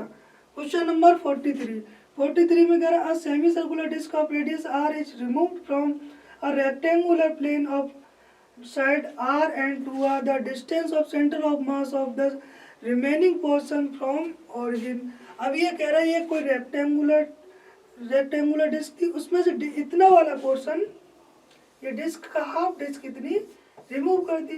तो मैं क्या करूँगा, पहले पूरे रेक्टेंगुलर का सेंटर ऑफ मास निकालूँ, उसमें से माइनस इसका कर दूंगा, तो ये इमेज कुछ इस तरीके से हो जाएगी। इसकी कितनी दे दी साइड 2R, ये गिवन है R और ये कितना है 2R, माइनस कर दूंगा यहाँ से। डिस्क का कितना दिया है, इसकी रेडियस दी है R, ठीक है। अब बताइए, पहले तो इनका मास निकाल ले रहा हूँ। मैंने माना कि इसका मास, डिस्क का मास कितना होगा पाई R स्क्वायर बाई 2 इसका एरिया होता है। इसका मास, इतने एरिया का मैंने मास मान लिया M, ठीक है। तो बताइए 1 एरिया का मास कितना हो जाएगा 2M upon pi R square, ठीक है। अब मुझे इसका मास फाइंड करना है, तो इसका एरिया कितना हो जाएगा 2 इंटू आर स्क्वायर। तो बताइए 2 इंटू आर स्क्वायर का एरिया मास कितना हो जाएगा 2R स्क्वायर का मास हो जाएगा यहाँ से 1 का मास, 1 डिस्टेंस का मास है 2M upon pi R square, तो 2R स्क्वायर डिस्टेंस का मास कितना हो जाएगा, तो 2R square into 2M by pi R square. R square से R स्क्वायर कैंसिल हो जाएगा तो 4M बाई पाई। तो इसका जो मास मान आया है, माना है मैंने, वो है M। तो अगर इसका मास M मानना हो तो इसका मास कितना हो जा रहा है 4M बाई पाई, क्योंकि जो मास डिस्ट्रीब्यूशन हो रहा है वो एरिया के अकॉर्डिंग हो रहा है। अब बताइए, अब आप लगा दीजिएगा सेंटर ऑफ मास की इक्वेशन। तो कैसे लगाओगे, XCM इक्वल टू हो जाएगा M1 X1, तो M कितना है इसका 4M बाई पाई, तो 4M बाई पाई इंटू इसका सेंटर ऑफ मास कहाँ होगा, इसका सेंटर ऑफ मास होगा जस्ट यहाँ पे मिड में होगा। तो ये कितनी डिस्टेंस पे R/2 पे, R/2 माइनस, ठीक है। इसका सेंटर ऑफ मास कहाँ होता है, इसका होता है डिस्क का 4R/3 पाई, तो M into 4R/3 pi upon 4M by pi minus M। अगर मैं इसको सॉल्व करूंगा तो बताइए यहाँ से क्या कॉमन मिल जाएगा, MR बाई पाई कॉमन मिल जाएगा यहाँ से, तो MR बाई पाई कॉमन मिल गया। तो 2 से 2 टाइम्स कट जाएगा, तो 2 माइनस 4/3 इतना बचा डिवाइड में। यहाँ से इसको सॉल्व करूंगा, M कॉमन मिल जाएगा, तो ये हो जाएगा 4 माइनस पाई बाई, यहाँ पे पाई आ जाएगा, यहाँ पे M आ जाएगा। इस पाई से ये पाई कैंसिल हो जाएगा, M से M कैंसिल हो जाएगा, तो XCM आ जाएगा, ये 3 2 या 6 माइनस 4 कितना बचेगा 2, तो 2RY ये नीचे हो जाएगा 3 इंटू 4 माइनस पाई, ये आंसर आएगा। 2RY 3 ब्रैकेट में 4 माइनस पाई, तो 2RY 3 4 माइनस पाई, ये आंसर हो जाएगा।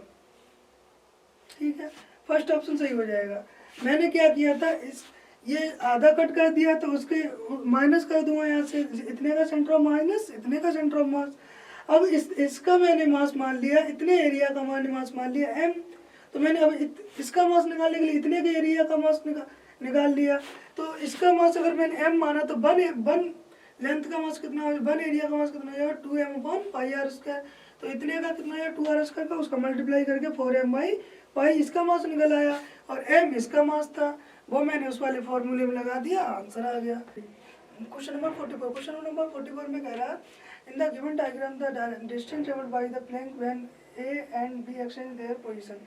और इसमें क्या हो रहा होगा, देखो 90 kg जब इधर जाएगा, यहाँ से जाके यहाँ पर पोजीशन चेंज करेगा, तो इसकी वजह से प्लैंक इधर की तरफ शिफ्ट होना चाहिए।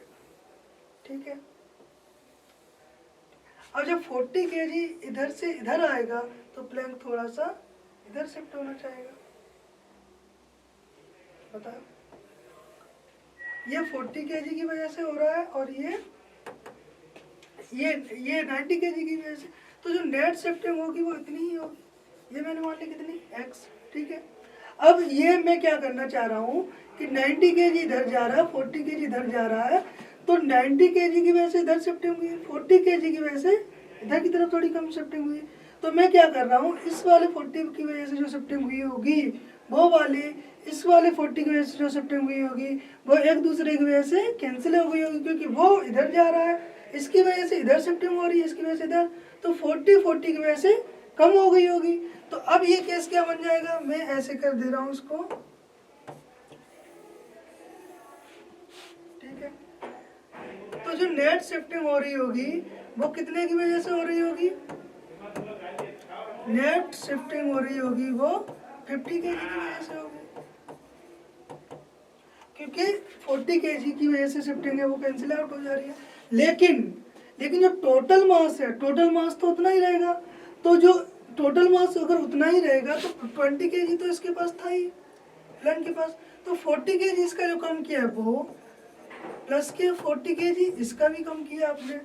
ठीक है, मैंने किया ऐसा कि 90 kg की वजह से शिफ्टिंग हो रही है इधर की, 90 kg की वजह से शिफ्टिंग हो रही है इधर की तरफ, 40 kg की वजह से शिफ्टिंग होगी इधर की तरफ। तो जो ये वाला 40 kg होगा, इसके 40 kg ने जो शिफ्टिंग की होगी वो कैंसिल आउट कर देगा। लेकिन ये वाला जो 40 kg मास होगा वो अपन बोट में मान लेंगे, तो ये प्लैंक में, तो ये 40 kg इधर आ जाएगा, इसका भी 40 kg इधर आ जाएगा, तो यहाँ पर टोटल मास हो जाएगा 100 kg, और यहाँ पर कितना बचेगा 50 kg। अब इसको सिंपल सा कर देंगे। अब मैंने मान लिया जब ये 50 kg पर्सन इधर जा रहा है तो इसकी शिफ्टिंग हो रही है x इधर, प्लैंक कितना शिफ्ट हो रहा है, x हो रहा है। ठीक है, तो ये बताइए ये टोटल डिस्टेंस दी है वो 12 मीटर है, तो ये वाली डिस्टेंस कितनी हो जाएगी 12 माइनस x। जब पर्सन यहाँ पे आ जाएगा, जब पर्सन यहाँ पे आ जाएगा, इस पे जब पर्सन यहाँ आ जाएगा तो कितना चलेगा, सिर्फ 12 माइनस x। तो मैं क्या कह सकता हूँ, और सेंटर ऑफ मास में चेंज कितना आएगा 0, तो सेंटर ऑफ मास में चेंज कितना आएगा 0, क्योंकि इंटरनल हो रहा है सब कुछ, तो 0 इक्वल टू हो जाएगा 50।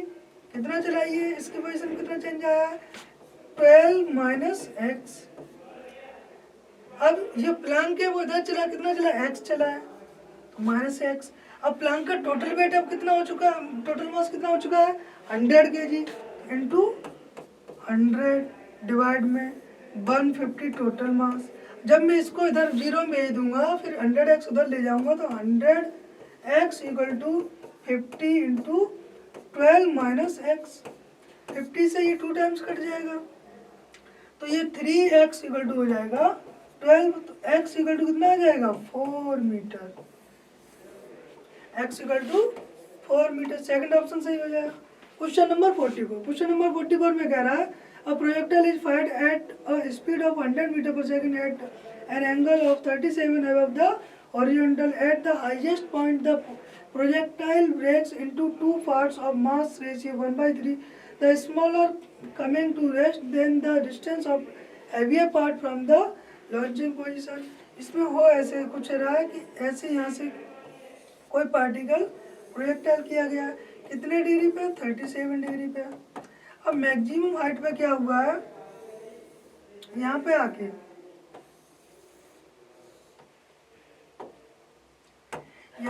जो एक m मास का पार्टिकल, मैंने टोटल मास मान लिया 4m, तो स्मॉल पार्टिकल है उसको। अब देखो यहाँ पे तो दोनों वेलोसिटी रही होंगी, यहाँ पे ux भी और uy भी है,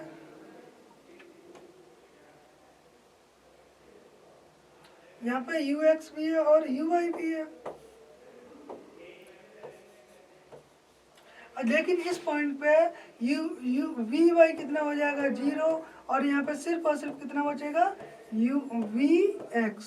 तो ये जो m पार्टिकल है उसकी वेलोसिटी दे दी है 0, तो ये सीधा सीधा यहाँ पे आ जाएगा, ठीक है। लेकिन जो 3m पार्टिकल होगा वो जाके यहाँ पे गिरेगा, यहाँ पे आके गिरेगा। लेकिन तो इसका सेंटर ऑफ मास है, जब ये पार्टिकल यहाँ से यहाँ तक गया तो सेंटर ऑफ मास कितना चलेगा, वो तो r ही चलेगा, उसके पोजीशन में कोई चेंज नहीं आएगा। तो यहाँ पे क्या आ गया, सेंटर ऑफ मास। यहाँ पे कितना मास रखा हुआ है 3m, यहाँ पे कितना रखा हुआ है 3m आके गिर रहा है, नहीं आया। बताइए यहाँ पे इनिशियल वेलोसिटी थी, लेकिन इस पॉइंट पे वेलोसिटी स्मॉल पार्टिकल की हाईएस्ट पॉइंट पे वी वेलोसिटी कितनी हो जाती है 0, पार्टिकल वेलोसिटी 0 हो जाएगी। तो m मास रेस्ट पे आ गया तो सीधा सीधा यहाँ पे आ जाएगा, m यहाँ पे आ गया, और 3m था वो मैंने मान लिया यहाँ पे कहीं गिरेगा। लेकिन जो सेंटर ऑफ मास की पोजीशन होगी इस वाले पॉइंट से, अगर मैं इसको 0,0 मानूँ तो ओरिजिन से सेंटर ऑफ मास की पोजीशन तो r ही रहेगी, ठीक है। तो xm इक्वल टू कितना हो गया है, r हो गया है। तो xm इक्वल टू लगा दोगे तो r इक्वल टू m1x1, तो m1x1 यहाँ से तो m इंटू r/2, ठीक है। यहाँ से देख रहा हूँ तो सेंटर ऑफ मास कितने r डिस्टेंस पर, लेकिन ये जो स्मॉल मास है वो कितनी डिस्टेंस पे है, r/2 पे। ये r/2 प्लस m3, इसका मास कितना दिया 3m इंटू x, इसका नहीं मुझे पता ये कहाँ पे है। डिवाइड में कितना हो जाएगा, टोटल मास 4m, ठीक है। अब मैं m कॉमन लेके कैंसिल हो जाएगा, ये r इधर आएगा तो ये हो जाएगा 4r इक्वल टू r/2, तो ये हो जाएगा r प्लस के 6x डिवाइड में 2, तो x यहाँ से आ जाएगा, ये 8r हो जाएगा, तो 8r equal to r plus के 6x, तो x इक्वल टू आ जाएगा 7r/6। x इस थर्ड जो 3m वाला हेवियर मास होगा वो कितने पे गिरेगा 7r/6 पे, लेकिन r मुझे फाइंड करना पड़ेगा। तो r फाइंड करने के लिए रेंज का फॉर्मूला क्या होता है, r equal to 2u² sin theta cos theta upon g, ठीक है। u कितना दे दिया 100, तो 2 इंटू 100 इंटू 100 इंटू साइन 37 और कॉस 37 की वैल्यू लगा दो, एक की होती है 3/5, एक की होती है 4/5, डिवाइड में g की वैल्यू कितनी दी है 10, इससे एक 0 कट जाएगा, इससे 2 टाइम्स कटेगा, इससे 20 हो जाएगा यहाँ पर, ठीक है। तो ये कितना आ जाएगा 48, 2 2 जा 4 और ये 8 और 16, तो 480 इंटू 2, ये आ गया आपका 960 मीटर। तो ये r की वैल्यू अगर यहाँ लगा दोगे तो x इक्वल टू निकल आएगा 7/6 इंटू 960, ये कितने से कट जाएगा 6 से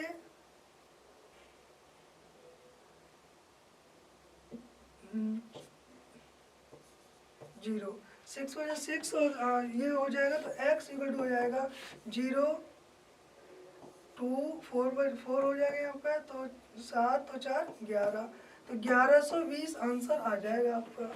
ये आ गया थर्ड ऑप्शन 1120। ठीक है, ये आपका यूआरटीएस का क्वेश्चन का डिस्कशन हो गया। धन्यवाद।